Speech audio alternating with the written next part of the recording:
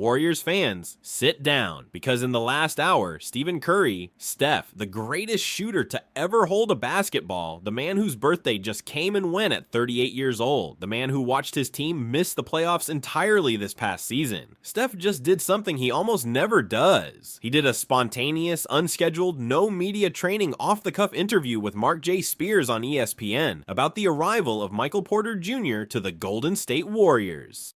And what he said in the last 4 minutes has this fan base wiping tears from their eyes, because Steph didn't just welcome the guy. Steph said something specific, something raw, something that told every single Warrior fan, every single opposing team, and every single insider in the league that this man is not done yet.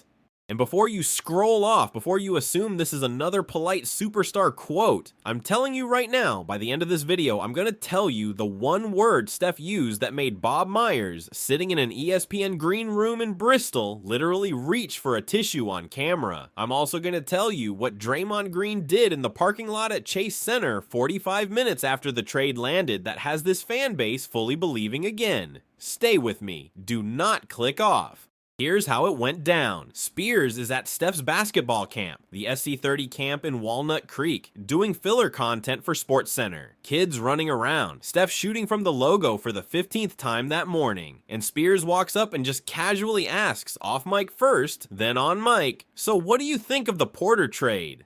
And Steph, normally so guarded, so media trained, so careful with his words, Steph stops shooting, puts the ball down, wipes his hands on his shorts.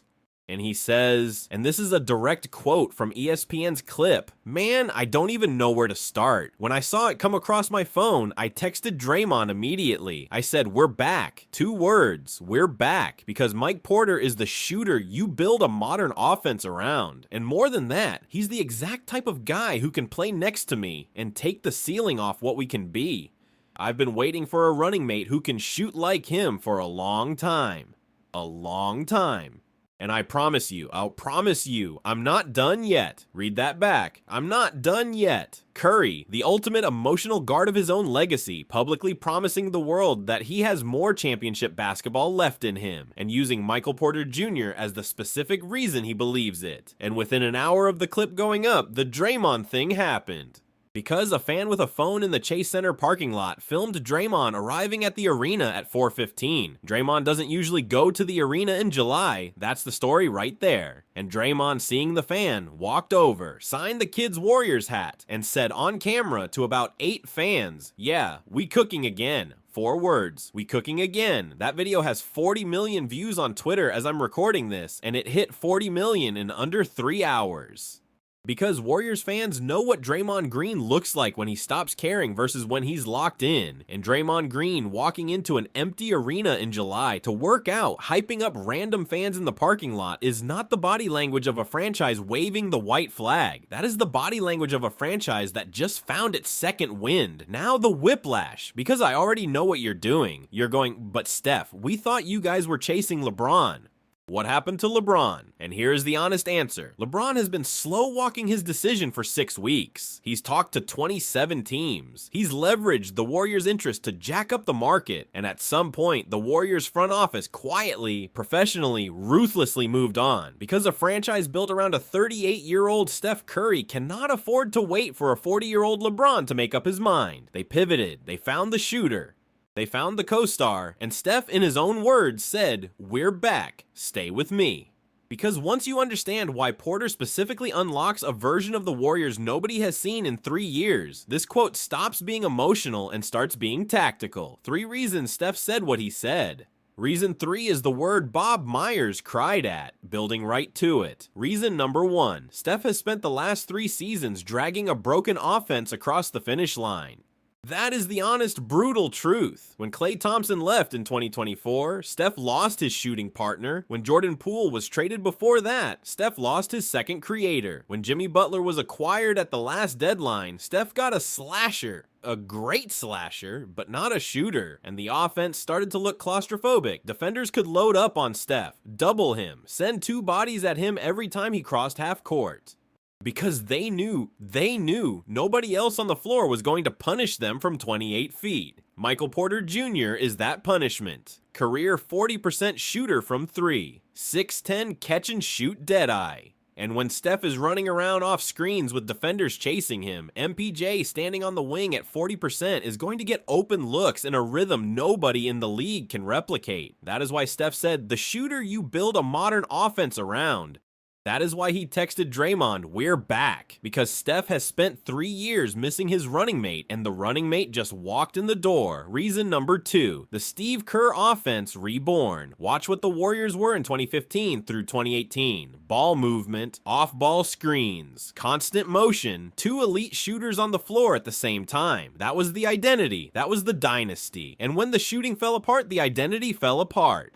This past season, the Warriors were 37-45. They missed the play-in. They watched the playoffs from home. And the reason was that Kerr's offense could not run at full volume with one shooter on the floor. With Porter joining Steph, plus Buddy Hield, or whatever role players survive on the wing, Kerr's system suddenly has enough shooting to fully weaponize.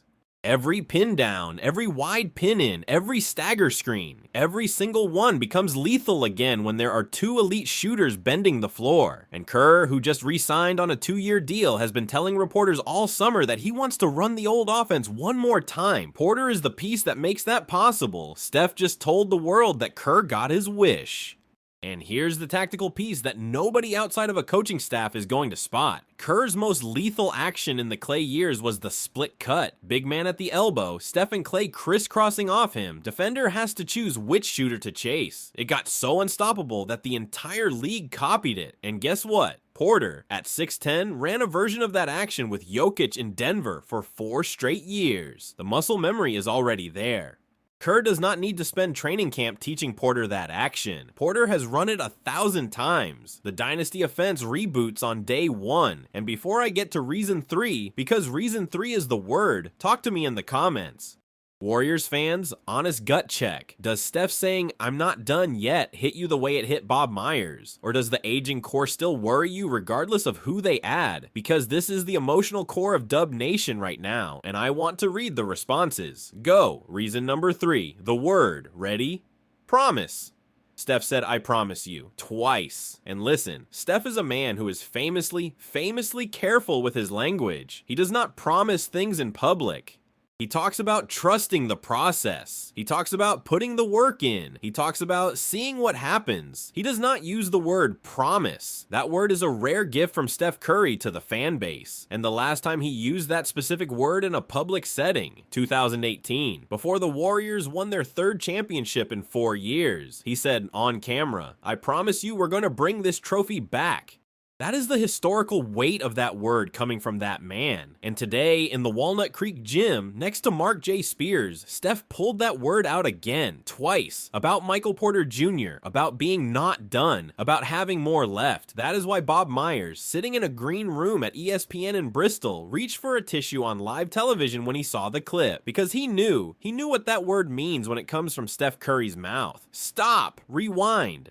Superstars do not casually promise championships. Steph just promised one in July about a team with a 38-year-old point guard, a rehabbing Butler, and a brand new Michael Porter Jr. That is not a quote. That is a manifesto. Now the skeptic, Stephen A, was predictably all in on the doubt. Come on, Stephen Curry, you are 38 years old. You just missed the playoffs. Michael Porter Jr.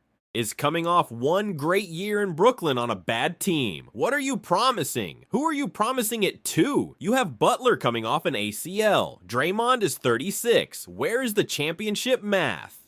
And listen, Stephen A is not wrong about the ages. The Warriors are old. Butler is coming off a serious injury. The math is not obvious. This is not the 2016 Warriors walking through the door. But here's the counter. Steph is not promising a championship in 2027 based on the math. He is promising a championship based on identity, on scheme, on the return of an offense that historically dominated when the shooting was right. And when Steph Curry, the greatest shooter of all time, publicly declares that the shooting is right, you have to listen, not because he's making a data-driven forecast, because he is telling you what he intends to bring out of himself, out of Draymond, out of the entire roster. That is the difference between a superstar promise and a barstool prediction. Stephen A is calculating win totals. Steph is calculating culture. Two different sports. And here's the piece that nobody is talking about. The Denver angle, because when Porter got traded to Brooklyn last summer, 3 different Denver Nuggets veterans went on the record saying they were hurt to lose him. Aaron Gordon called him one of the best guys I've ever played with. Nikola Jokic, the reigning MVP, the coldest quote in the league, actually took a beat during a Serbian TV interview and said, "We should not have let Michael go." Michael, not him. Michael, that is Nikola Jokic publicly regretting a personnel decision. When was the last time you heard Jokic do that? Never. That is your locker room fit endorsement from the best player in the world. If Jokic loves the guy, Draymond is going to love the guy. If Aaron Gordon calls him one of the best teammates he's ever had, Steph Curry is going to love the guy.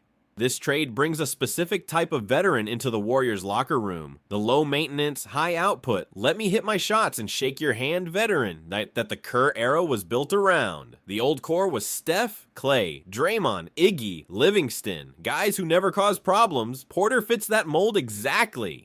Which is why Draymond was signing hats in the parking lot within an hour of the news. Here's the funny part, because 6 weeks ago, the entire NBA had written the Golden State dynasty as officially dead. Missed the playoffs, 38-year-old Curry, Butler hurt, Draymond aging. Every hot take show in America was doing the "How do we remember this era" segment. Colin Cowherd literally spent an entire episode of The Herd making the case that Steph should retire after this season.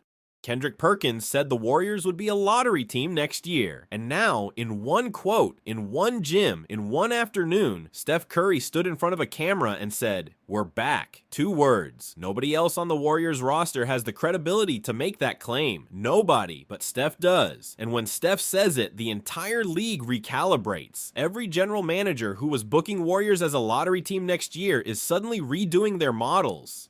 Every sportsbook in Vegas dropped the Warriors' win total by 4 games in the 90 minutes after the clip aired. That is the Steph Curry effect. That is why he is one of one. But the nightmare. I owe you the honest version. There is a world where Porter's back gives out in December, where Butler's ACL is not fully right in April, where Draymond's body finally can't do it anymore, and where Steph's promise looks like an old fighter believing his own hype. That is real. Every version of a 38-year-old Curry has that risk. But you know what else is real? Betting against Steph Curry has been a losing wager for 15 straight years. Every single time somebody has counted him out, 2016, 2019, 2022, 2024, Steph has done something to make them look stupid. Bet against him at your peril. There's a specific type of NBA fan who has learned this lesson the hard way. Do not join their ranks. The tape says this man still has one more run in him. The tape agrees with him. Bet on the tape. So let me bring it home. Michael Porter Jr. to the Warriors matters because Steph has spent 3 years without a shooting partner, because Kerr's offense reboots the moment 2 shooters share the floor, because Porter's Denver years already programmed his muscle memory for exactly the actions Kerr wants to run, and because Steph publicly promising a championship is the rare, precious language he only uses when he means it. And Draymond Green signing hats in the Chase Center parking lot at 4:15 on a Tuesday is the emotional confirmation that the culture is back. That's the case. That's the whole story. Now here's what I'm watching next, and this is the next video, so subscribe. If Steph just publicly promised a championship, the next question is what happens on the trade front from here? Because promises trigger action. Front offices respond to superstar declarations. If Steph is saying, "We're back," you can bet Mike Dunleavy Jr. is already on the phone about the next domino. A defensive upgrade, a wing, a young piece. And I've got a read on who that next name is that I think is gonna shock you. But that's next time. For now, comments, likes, subscribe. Dub Nation, Steph promised it. We ride. Wild summer.